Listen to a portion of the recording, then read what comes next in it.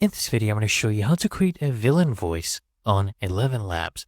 So you can use the voices option or the voice changer option. I'm going to show you both. Let's start with the voice changer option where I speak something and with my own effects, and it will change it to a villain's voice, right?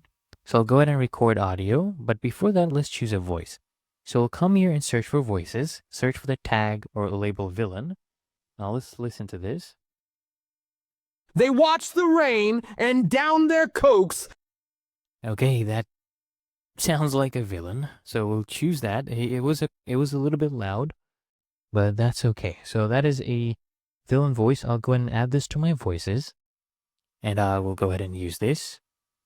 Okay, now stability, you want to go ahead and change it a little bit to 70%.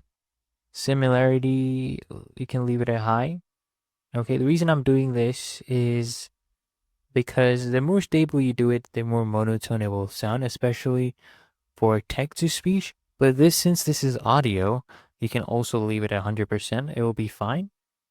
Style exaggeration, keep it at 0%. Remove background noise, toggle this one on.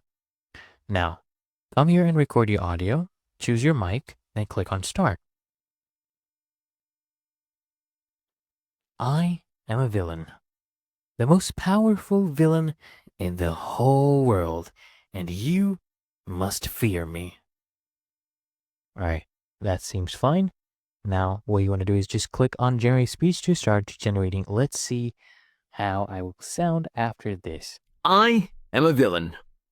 The most powerful villain in the whole world, and you must fear me.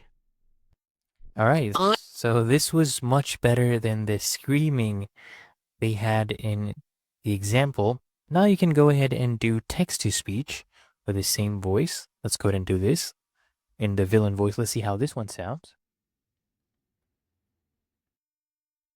A cold wind howled through the abandoned subway station as James stepped cautiously. There you go, guys. And that's how you do a villain voice, both with a voice sample, where you use your own voice to show the emotions, or you can use text to speech. Really that easy and simple.